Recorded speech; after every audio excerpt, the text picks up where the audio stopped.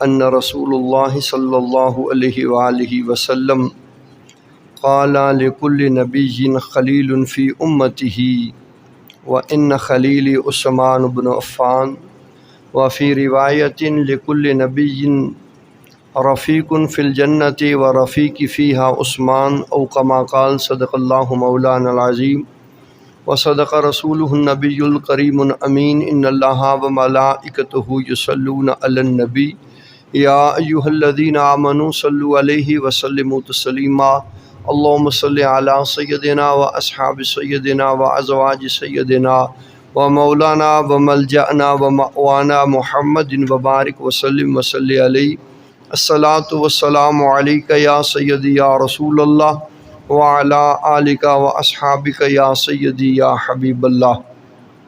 نہایتی واجب الاحترام معزز محترم محتشم سامعین ذی وقار، چند ایک معروضات جناب حضرت عثمان غنی رضی اللہ تعالی عنہ کی عظمت، شان و شوکت کے حوالے سے آپ کی سماعتوں کی نظر کرنی ہے، اور کچھ عقیدے کے حوالے سے، چونکہ 18 ذی الحج بروز جمعہ جناب عثمان غنی رضی اللہ تعالی عنہ کی وصال کی تاریخ اور دن ہے۔ جناب عثمان غنی رضی اللہ تعالی عنہ بڑی عزتوں، بڑی عظمتوں اور بڑی شانوں کے مالک ہیں۔ اللہ وحدہ لا شریک نے آپ کو بے شمار عزتوں اور شانوں کے ساتھ نوازا۔ آپ خلیفہ صوم بھی ہیں اور حضور جان عالم صلی اللہ علیہ وآلہ وسلم کے دوہرے داماد بھی ہیں۔ آقا کریم علیہ تحیت و تسلیم کا داماد ہونے کا شرف آپ کو اس شان سے حاصل ہے کہ جناب آدم علی نبینا و علیہ الصلاۃ والسلام سے لے کے حضور علیہ الصلاۃ والسلام تک کسی اور شخص کو یہ عزت اور اعزاز حاصل نہیں جو اعزاز آپ کو اللہ رب العالمین نے عطا فرمایا کہ آپ کے عقد میں یکے بعد دیگرے حضور جان عالم صلی اللہ علیہ وآلہ وسلم کی 2 صاحبزادیاں داخل فرمائیں۔ اسی وجہ سے آپ کو ذو النورین کہا جاتا ہے۔ تو پیارے صاحبو، جب حضرت ام کلثوم کا بھی انتقال پرملال ہوا تو آقا علیہ الصلاۃ والسلام نے فرمایا کہ اے عثمان، اگر میری 40 بیٹیاں ہوتیں تو پھر وہ میں ساری کی ساری تیرے عقد میں داخل فرما دیتا، یکے بعد دیگرے۔ یہ عزت اور اعزاز ہے۔ اب غور کریں کہ اس سے بڑھ کے اور عزت کیا ہو سکتی ہے۔ جس کو انسان بیٹی دیتا ہے وہ قابل تحسین ہوتا ہے، وہ صفت و ثناء کے لائق ہوتا ہے۔ جسے ایک عظیم المرتبت شخصیت اپنا داماد ہونے کے لیے پسند کرے، وہ اس کے معیار کے اوپر پورا اترنے والا ہوتا ہے۔ اس لیے اسے اپنی عزت، اس لیے اسے اپنا وقار، اور اس لیے اسے اپنے وہ جگر کا ٹکڑا دیا جاتا ہے۔ تو حضور علیہ الصلاۃ والسلام نے یکے بعد دیگرے 2 بیٹیاں عطا فرمائیں اور فرمایا کہ اگر 40 بھی ہوتی تو وہ بھی میں تجھے عطا فرما دیتا۔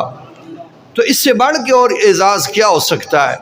اور پھر سب سے بڑی بات جو حضور علیہ الصلاۃ والسلام نے فرمائی، حضرت ابو ہریرہ رضی اللہ عنہ روایت کرتے ہیں کہ آقا علیہ الصلاۃ والسلام نے فرمایا ہر نبی کا اس کی امت کے اندر ایک خلیل ہوتا ہے، وَإِنَّ خَلِيلِ عثمان بن عفان، اور فرمایا کہ میرا جو خلیل ہے وہ عثمان بن عفان ہے۔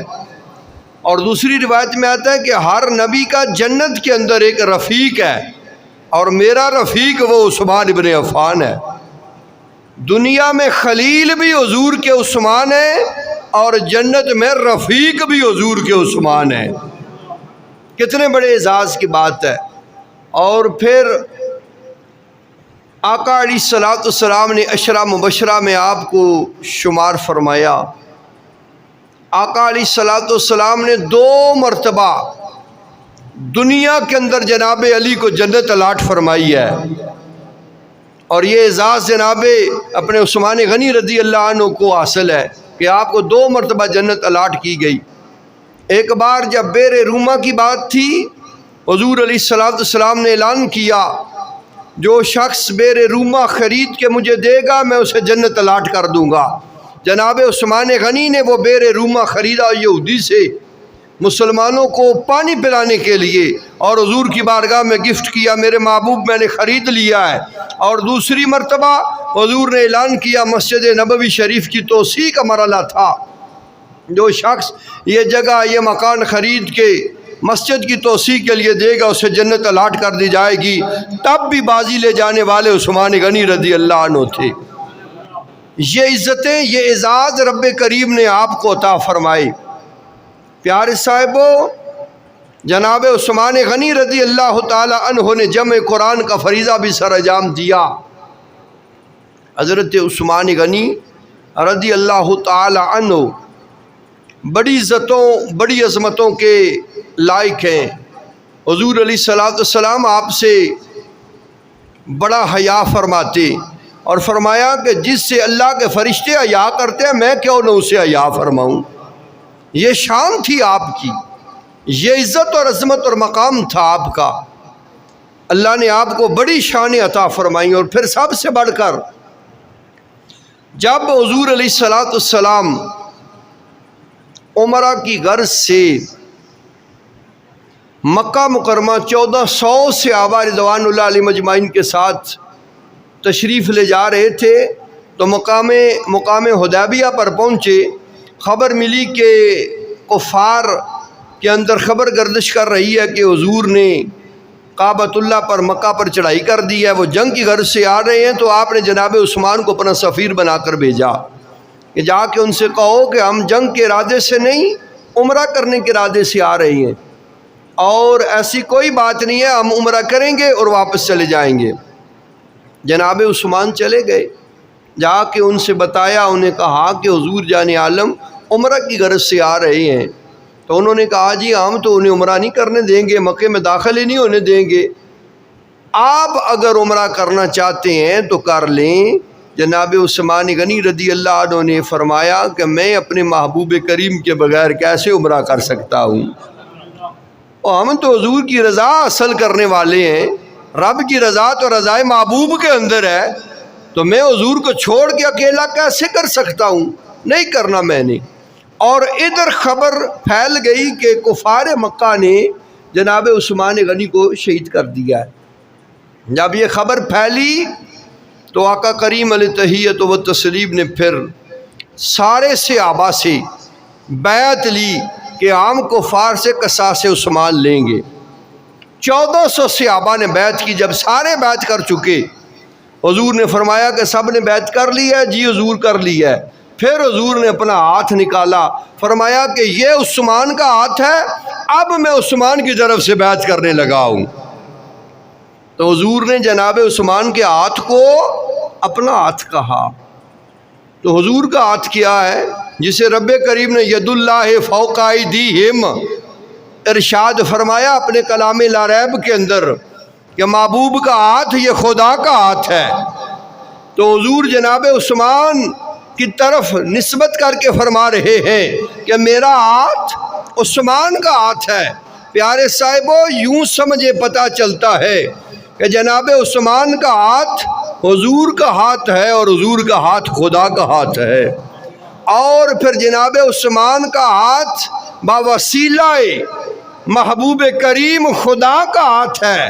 یہی وجہ ہے کہ اللہ کریم جل وعلا نے ان اللہ والے ہاتھوں سے جمع قرآن کا فریضہ بھی سر انجام دلوایا ہے، انہی ہاتھوں سے قرآن کو جمع کروایا۔ اور یہ حضور نے کیوں فرمایا کہ یہ عثمان کا ہاتھ ہے اپنے ہاتھ کو؟ اس لیے کہ حضور جان عالم صلی اللہ علیہ وآلہ وسلم کو پتہ تھا، حضور جانتے تھے ایک وقت آئے گا کہ لوگ عظمت قرآن کا بھی انکار کریں گے اور شان عثمان کا بھی انکار کریں گے۔ اس لیے حضور علیہ السلام نے فرمایا تاکہ پتہ چل جائے، معلوم ہو سکے، لوگ جان جائیں کہ جس طرح قرآن عظمت قرآن لا ریب ہے، اسی طرح شان عثمان بھی لا ریب ہے۔ جو عظمت قرآن کا منکر ہے وہ شان عثمان کا منکر ہے، تو جو شان عثمان کا منکر ہے وہ عظمت قرآن کا منکر ہے۔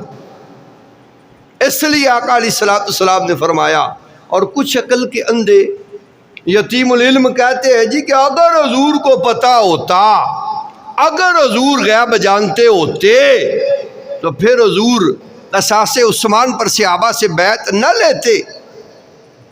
حضور کو پتہ ہی نہیں تھا۔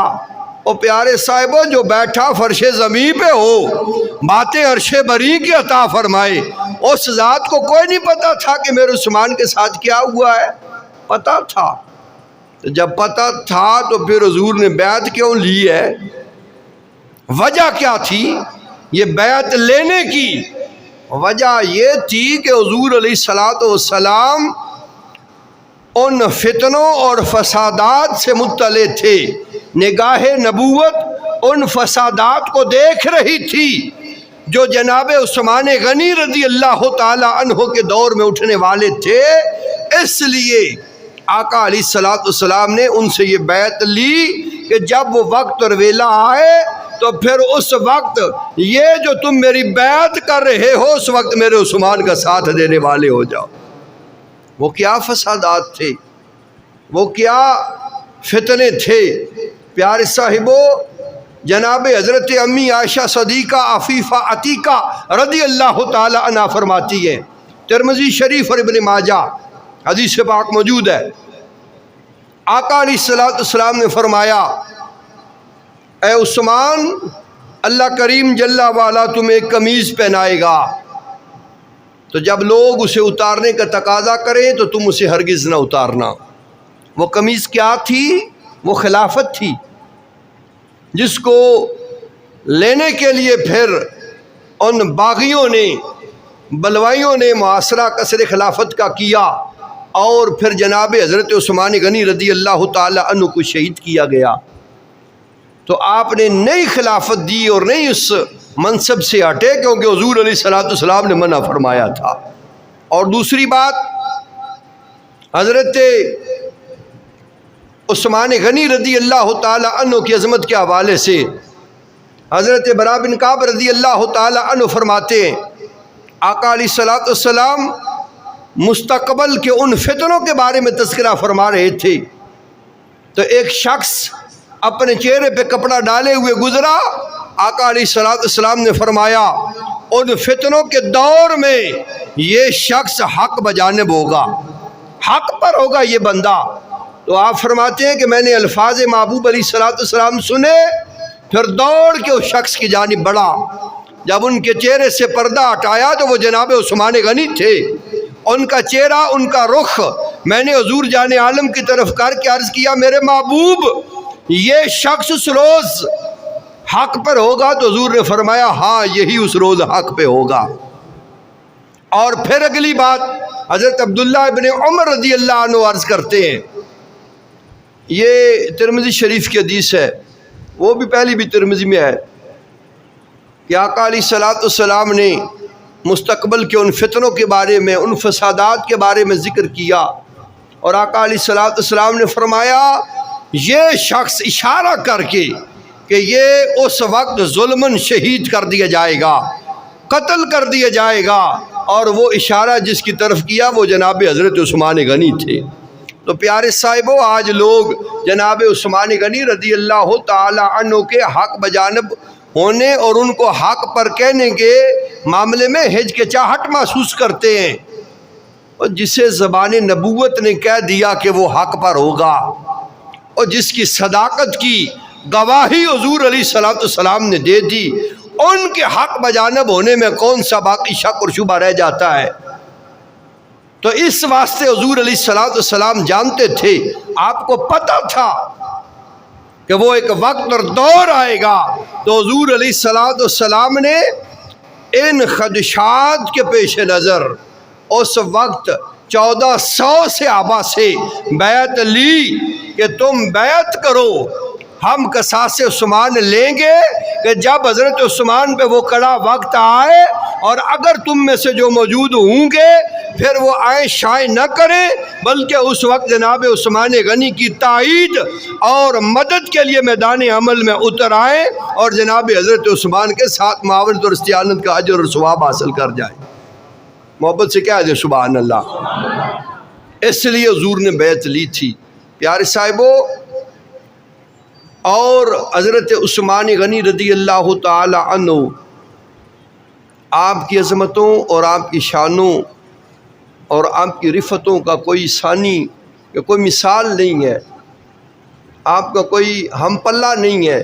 جو عزتیں اللہ نے آپ کو عطا فرمائی ہیں، جو شانیں اللہ نے آپ کو عطا کی ہیں، تو اب غور کریں ایسی شخصیت کہ جنہیں حضور نے اپنی 2 صاحبزادیاں عطا فرمائیں، جنہوں نے جمع قرآن کا فریضہ سر انجام دیا، جن کے بارے میں حضور علیہ السلام نے فرمایا کہ وہ فتنوں کے دور میں حق پر ہوگا، جن کے بارے میں حضور نے فرمایا کہ وہ ظلماً شہید اور قتل کر دیا جائے گا، جن کو عشرہ مبشرہ کی بشارت دنیا میں عطا کی، جن کو 2 مرتبہ حضور علیہ السلام نے جنت دنیا میں الاٹ فرمائی، اس شخصیت کی شہادت کی تاریخ پر عید منائی جاتی ہے۔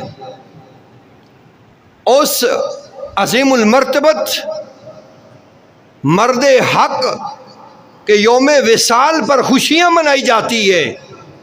یہ کس کا عقیدہ ہے؟ یہ روافض کا عقیدہ ہے، یہ آل تشیع کا عقیدہ ہے، جو عید غدیر کے نام سے اور جشن غدیر کے نام سے منایا جاتا ہے۔ ہم عید غدیر اور جشن غدیر کے بالکل بھی قائل نہیں، اور وہ کیا کہتے ہیں اس مقام پر کہ حضور نے مقام غدیر پر اعلان کیا تھا، من کنت مولا ہو فعلی مولا، جس کا میں مولا ہوں اس کے علی مولا ہے۔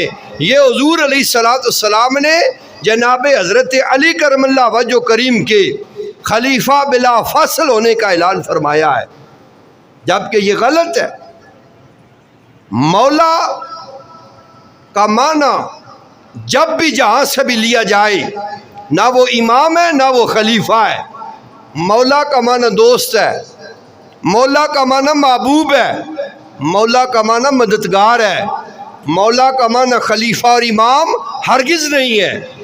اور پھر حضور علیہ السلام نے اگر آپ کو خلیفہ بلا فصل ہونے کا اعزاز عطا کرنا تھا تو صریح الفاظ میں حضور نے اعلان کیوں نہیں کر دیا؟ حضور علیہ السلام کو کیا کسی کا کوئی ڈر تھا؟ حضور معاذ اللہ کہیں پر کیا وہ مجبور تھے؟ کوئی ایسی بات نہیں تھی۔ اور پھر حضرت جناب علی کو خلیفہ بلا فصل مان کر خلفائے ثلاثہ کی توہین کی جاتی ہے کہ جناب اگر حضرت علی خلیفہ بلا فصل مانے جائیں، یعنی حضور کے بعد اگر خلیفہ ہے تو جناب علی، جو آل تشیع کا عقیدہ ہے، تو پھر خلفائے ثلاثہ پر بہت بڑا ایک ان کی عزت و ناموس پہ حرف آتا ہے کہ انہوں نے جناب علی کا حق غصب کیا، اور پھر توہین رسالت کا بھی پہلو نکلتا ہے کہ انہوں نے حضور علیہ السلام کی بات کو نہ مانا اور حضور کی توہین کی۔ اس طرح تو خلفائے ثلاثہ کی اور حضور علیہ السلام کی توہین کا ارتکاب ہے، اور یہ ہرگز درست نہیں۔ تو پیارے صاحبو، آقا علیہ السلام کی توہین الامان والحفیظ ہم تو سوچ بھی نہیں رکھتے، اور ایسی گندی سوچ پہ ہم تو کروڑوں مرتبہ لعنت بھیجتے ہیں۔ لیکن یہ ایسا بدباطن ٹولہ ہے کہ جنہوں نے ڈرامے بھی بنائے ہوئے ہیں، آپ نے اگر کیبل پر یا ڈش پر دیکھے ہوں تو دیکھیں، انہوں نے ڈرامہ بھی بنایا ہوا ہے جس میں انہوں نے جناب علی بھی بنائے ہوئے ہیں اور جناب امام حسین بھی بنائے ہوئے ہیں، اور ایک اس یہ جشن اور عید غدیر کے حوالے سے وہ ایک شو کرتے ہیں، ایک خاکہ کہ جس کے اندر دو شخص ہیں، ایک نے دوسرے کا ایسے ہاتھ پکڑا ہوا ہے جیسے حضور علیہ السلام نے مقام غدیر پہ جناب علی کا ہاتھ پکڑ کے یہ اعلان کیا تھا، ایک کو علی اور دوسرے کو حضور علیہ السلام سے تشبیہ دی جاتی ہے کہ یہ علی اور یہ حضور ہے، اور حضور نے ایسے ہاتھ اٹھا کے اعلان کیا تھا من کنت مولا ہو فعلی مولا۔ تو پیارے صاحبو، یہ بڑا بے ادب اور گستاخ ٹولہ ہے جو گستاخ صحابہ بھی ہے اور گستاخ حضور جان عالم بھی ہے، اس لیے ان سے بچنا چاہیے۔ ہمارا ایسا کوئی عقیدہ نہیں، اور یہ حضور نے کیوں اعلان کیا تھا کہ جس کے علی مولا اس کے، جس کا میں مولا اس کے علی مولا، کیوں اعلان کیا حضور نے؟ وجہ کیا تھی؟ رمضان المبارک 10 ہجری آقا علیہ السلام نے جناب حضرت علی کرم اللہ وجہ کریم کو یمن کی طرف مال غنیمت کا خمس یعنی 5واں حصہ لینے کے لیے ایک لشکر کا امیر بنا کر ارسال کیا، بھیجا۔ تو وہاں پر جناب علی کرم اللہ وجہ کریم اور خود حضور علیہ السلام حجۃ الوداع کے لیے مکہ مکرمہ تشریف لے آئے، وہیں پر قیام پذیر تھے حضور۔ تو جناب علی کی واپسی ہوئی، جناب علی جب واپس آئے حضور کی بارگاہ میں وہ مال غنیمت پیش کیا، تو صحابہ کو کچھ اعتراضات تھے جناب حضرت علی کے کچھ فیصلوں کے حوالے سے، شکوک و شبہات تھے ان کو۔ جناب حضرت علی کی ہر بات ہر عقل اور دماغ میں آنے والی نہیں ہوتی تھی، اس لیے ان کو کچھ شکوک و شبہات لاحق ہوئے، اور انہوں نے بارگاہ محبوب میں شکایت کی کہ ہمیں ان سے یہ اختلاف ہے، یہ شک ہے، یہ شبہ ہے۔ اس وقت حضور علیہ السلام نے جناب علی کے فیصلوں کی درستگی کے لیے اور جناب حضرت علی سے محبت اور عقیدت رکھنے اور آپ سے بدگمانی سے بچنے کی ترغیب دلانے کے لیے مقام غدیر پر یہ اعلان فرمایا تھا من کنت مولا ہو فعلی مولا، جس کا میں مولا ہوں اس کے علی مولا ہے۔ علی کے فیصلے پر شک و شبہ اور اعتراض نہ کرنا، حضرت علی کا مقام اور ان کی محبت اور ان کی عظمت کو دلوں میں بساؤ، ہر طرح کے شکوک و شبہات کو دور کر دیا جائے، اس لیے حضور نے فرمایا۔ اور حضرت بریدہ اسلمی رضی اللہ عنہ مستدرک کی حدیث پاک اور دیگر کتب احادیث کے اندر موجود ہے، فرماتے ہیں کہ میں بھی اس سفر میں یمن جاتے ہوئے آپ کے ساتھ تھا، تو میں نے آ کر کچھ معاملات کے اندر نقص کی نسبت جناب حضرت علی کی طرف کی کہ یہ کمی، یہ خرابی ہے اس میں۔ تو حضور علیہ السلام کی بارگاہ میں جب میں نے عرض کیا، حضور کا چہرہ اقدس متغیر ہو گیا، حضور غیظ و غضب میں مبتلا ہوئے اور فرمایا کہ بریدہ اسلمی، کیا تمہاری جانوں پہ سب سے زیادہ حق میرا نہیں؟ جی حضور آپ کا ہے۔ تو فرمایا پھر جان لو جس کا میں مولا ہوں اس کے علی مولا ہے، تاکہ کوئی اعتراض نہ کیا جائے۔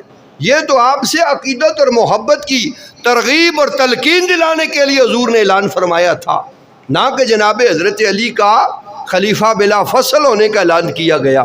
اور اگر ایسا تھا تو پھر جناب علی نے خلفائے ثلاثہ کی بیعت کیوں کی؟ اگر آپ کے لخت جگر حضرت امام حسین بے سر و سامانی کے عالم میں میدان کرب و بلا کے اندر اس یزید ملعون کے خلاف صدائے حق اور علم اسلام کو بلند کرنے کے لیے سینہ سپر رہے، تو جناب حضرت علی نے یہ بات کیوں نہ کہی کہ جناب تم غلط ہو، میرا حق مار رہے ہو؟ جناب حضرت علی نے ایسا کچھ نہیں کیا۔ اس واسطے پیارے صاحبو، یہ ساری کی ساری خرافات ہیں اور یہ ساری کی ساری بدعقیدگی ہے جو اہل تشیع کی طرف سے پھیلائی جا رہی ہے۔ باقی یہ عید غدیر اور جشن غدیر ہم اس کے قائل نہیں اور اس کی بھرپور مذمت کرتے ہیں۔ یہ جناب حضرت عثمان غنی رضی اللہ تعالی عنہ کی توہین اور بے توقیری کا اہتمام کیا جاتا ہے۔ ہم اللہ رسول کے فضل و کرم سے اور حضور جان عالم کی نگاہ لطف و کرم سے پیارے صاحبو صحابہ کی بھی محبت رکھنے والے ہیں، حضور کی آل بیت کی محبت بھی رکھنے والے ہیں۔ اور پھر یہاں پر دیکھیں آپ اگلی بات کہ شہادت کے واقعات کو آپ سرچ کریں، پڑھیں۔ جناب حضرت امام حسین رضی اللہ عنہ اور حضرت جناب عثمان غنی رضی اللہ تعالی عنہ، آپ دونوں ایک ہی منزل کے مسافر تھے، اس لیے آپ کے واقعات شہادت کے اندر ہم آہنگی پائی جاتی ہے، ایک جیسے ملتے جلتے واقعات ہیں شہادت کے آپ کے۔ اور عظمتوں کو دیکھیں، شانوں کو دیکھیں۔ اگر جناب حضرت امام حسین رضی اللہ عنہ نواسہ رسول ہیں تو جناب حضرت عثمان غنی دور داماد رسول ہیں۔ اگر جناب حسین رضی اللہ عنہ کا پانی 3 دن بند رہا تو جناب حضرت عثمان غنی کا پانی 40 دن بند رہا، پورے 40 دن۔ اور اگر جناب حضرت امام حسین رضی اللہ عنہ کے لیے پانی لانے والے حضرت عباس علمدار ہیں تو جناب حضرت عثمان غنی کا پانی لانے والے حضرت علی حیدر قرار ہیں۔ حضرت عباس علمدار پانی لے کر آئے مشکیزوں میں تو حضرت علی حیدر قرار بھی پانی لے کر آئے تھے مشکیزوں میں۔ حضرت عباس علمدار پہ تیر برسے، مشکیزیں پھٹے، پانی بہہ گیا۔ اسی طرح جناب حضرت علی حیدر قرار پر بھی تیر برسے، مشکیزیں پھٹے، پانی بہہ گیا۔ آپ نے اپنی دستار اتار کر قصر خلافت کے اندر پھینکی اور فرمایا کہ اے عثمان گواہ رہنا، یہ میری دستار گواہ ہے، میں تیرے لیے پانی لے کے آیا تھا، ان ظالموں نے تیرے تک پہنچنے نہیں دیا، کہیں کل قیامت کے روز بارگاہ رسول کے اندر میری شکایت نہ کر دینا کہ یا رسول اللہ علی نے مجھے پانی نہیں پلایا تھا۔ تو پیارے صاحبو، وہاں پر پانی لانے والے عباس علمدار ہیں، یہاں پہ پانی لانے والے علی حیدر قرار ہیں۔ اور پھر آگے چلیے، اگر جناب حضرت امام حسین کی عظمتوں کے خطبے حضور جان عالم نے پڑھے ہیں تو جناب حضرت عثمان غنی کی عظمتوں کے خطبے بھی حضور جان عالم نے پڑھے ہیں۔ اگر حضرت عثمان غنی رضی اللہ تعالی عنہ، حضرت امام حسین رضی اللہ عنہ شہید کربلا ہے، حضرت عثمان غنی شہید مدینہ ہے۔ حضرت امام حسین رضی اللہ عنہ کا جسد اطہر بے گور و کفن پڑا رہا تو جناب عثمان غنی کا کفن بھی بے گور و کفن پڑا رہا۔ جناب حضرت امام حسین کا جنازہ اٹھانے والا کوئی نہیں تھا تو عثمان غنی کا جنازہ اٹھانے والا بھی کوئی نہیں تھا۔ پیارے صاحبو، چشم فلک نے پھول برستے جنازے تو بڑے دیکھے ہوں گے، لیکن وہ واحد جنازہ تھا جناب عثمان غنی کا کہ جب وہ مدینے کی گلیوں سے گزرا تو اس جنازے پہ پھول نہیں پتھراؤ کیا گیا، پھول نہیں برسائے گئے، پتھر برسائے گئے تھے۔ جناب نائلہ نے عرض کیا تھا یا رسول اللہ غور کیجئے، توجہ فرمائیے، آج آپ کے داماد کا جنازہ پتھروں کے سائے میں گزارا جا رہا ہے۔ پیارے صاحبو، یہ باتیں لکھنے پڑھنے اور دیکھنے میں بڑا فرق ہے۔ اگر جناب حضرت امام حسین رضی اللہ تعالی عنہ حضور علیہ السلام کے غلاموں ظلماً شہید کیے گئے تو جناب حضرت عثمان غنی رضی اللہ تعالی عنہ بھی شہید کیے گئے۔ جناب امام حسین، اگر آپ نے نماز کے دوران قربانی پیش کی، جناب عثمان غنی رضی اللہ عنہ نے تلاوت قرآن میں قربانی پیش کی، اور حضور نے فرمایا تھا جب عثمان شہید ہوگا اس وقت قرآن کی یہ آیت اور الفاظ پڑھ رہا ہوگا، فَسَيَكْفِيكَهُمُ اللَّهُ وَهُوَ السَّمِيعُ الْعَلِيمُ۔ یہ تلاوت کر رہے تھے اور اسی آیت پہ آپ کا خون گرا تھا۔ تو احباب زیباکار، عرض کرنے کا مقصد یہ ہے، جب ساری یہ چیزیں، جب یہ سارے واقعات حقیقت ہیں اور یقیناً حقیقت ہیں، تو پھر کیا وجہ ہے کہ شہادت امام حسین تو منائی جائے اور شہادت عثمان غنی کو بھلا دیا جائے، سبیل امام حسین تو لگے اور سبیل عثمان غنی نہ لگائی جائے۔ شہادت امام حسین کی مجالس اور ذکر کی محافل کا انعقاد ہو اور شہادت حضرت عثمان غنی کا تذکرہ نہ کیا جائے، کیا یہ اتفاق ہے یا ایک سوچی سمجھی سازش ہے؟ ایک منصوبے کے تحت ایسے نہیں کیا جا رہا۔ شہادت امام حسین پر ماتم کیا جاتا ہے، سبیلیں لگائی جاتی ہیں، مجالس کا انعقاد ہوتا ہے اور شہادت عثمان غنی پر جشن منائے جاتے ہیں، خوشیاں منائی جاتی ہیں، مبارکباد پیش کی جاتی ہے۔ یہ عقیدہ روافض کا ہے، یہ عقیدہ اہل تشیع کا ہے۔ ہم اہل سنت کا نہ ایسا نظریہ ہے نہ عقیدہ ہے۔ ہم کہتے ہیں اگر کامیابی دارین چاہتے ہو اہل سنت میں آ جاؤ۔ یہ وہ عقیدہ ہے، یہ وہ جماعت ہے کہ جس کے اندر سے تمہیں نبی کے در والوں کا پیار بھی ملتا ہے، نبی کے گھر والوں کا پیار بھی ملتا ہے۔ اس واسطے پیارے صاحبو، یہ بد باطن جو کچھ بھی کرتے رہیں، ہمیں اس چیز پر خیال کرنا چاہیے۔ 18 ذی الحج کو ہمیں سبیل عثمان غنی رضی اللہ عنہ بھی لگانی چاہیے اور آپ کے نام کا تذکرہ بھی کرنا چاہیے، ذکر اذکار بھی کرنا چاہیے اور آپ کی بارگاہ عالی ناز کے اندر اپنی محبتوں اور عقیدتوں کے تحفے بھی پیش کرنے چاہیے۔ اور یاد رکھیں جناب حضرت عثمان غنی رضی اللہ تعالی عنہ وہ برگزیدہ ہستی ہیں کہ جن کا مقام اللہ رسول کی بارگاہ کے اندر کتنا ہے۔ ترمذی شریف کی حدیث ہے، حضور کی بارگاہ کے اندر جنازہ پیش کیا گیا، آقا علیہ الصلوۃ والسلام نے کبھی جنازے سے انکار نہیں فرمایا تھا۔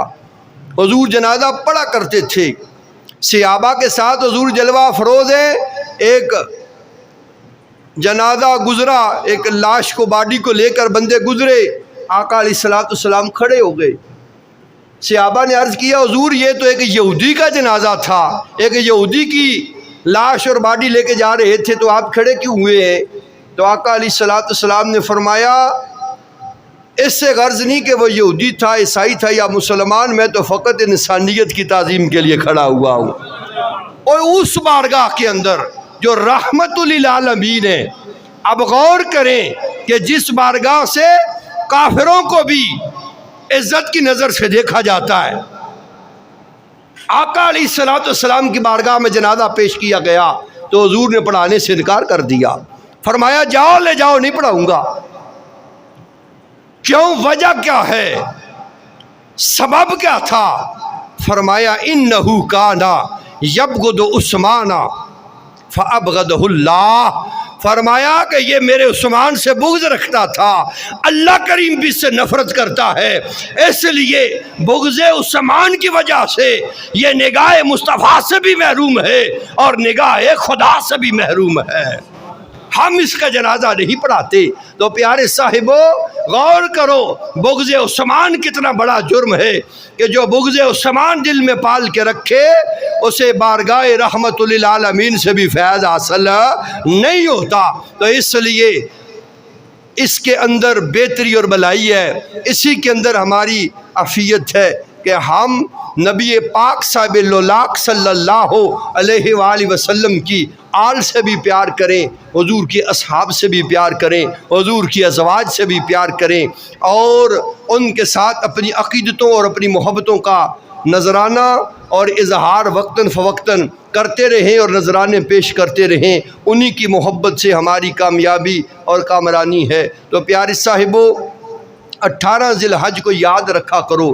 الحمدللہ میں نے اپنے گھر میں قرآن خوانی بھی کروائی تھی، ذکر اذکار بھی ہوا تھا، اللہ کریم قبول فرمائے۔ تو ہمیں کرنا چاہیے ایسے اہتمام، اور جس چیز کو جو دشمنان اسلام ہیں، جو کہ بد عقیدہ اور بد باطن ہیں، وہ پس پش لے جانا چاہتے ہیں، ہمیں چاہیے کہ ہم اسے صف اول میں لے کے آئیں۔ اور جس طرح قرآن مجید فرقان حمید کی توہین اور بے توقیری کا یہ اہتمام ان ظالموں نے کیا، ان کافروں نے کیا، اللہ ان پہ اپنی لعنتوں کا نزول فرمائے، اللہ انہیں خائب و خاسر فرمائے۔ تو ہمیں چاہیے کہ ہم قرآن کی تعلیم کو عام کر کے، میں نے ریلی میں بھی عرض کیا تھا، قرآن کی تعلیم کو ہم عام کریں، قرآن کو پڑھیں، قرآن سے محبت رکھیں، قرآن کے پیغام اور اس کی تعلیم کو سمجھیں، اور ایسے جو بد باطن ہیں ان کے منہ پر ہم عملی طور پہ تماچا ماریں اور قرآن اور سنت کی تعلیم کو عام کریں اور اس کے سائے میں زندگی گزارنے کی سعی کاملہ کریں۔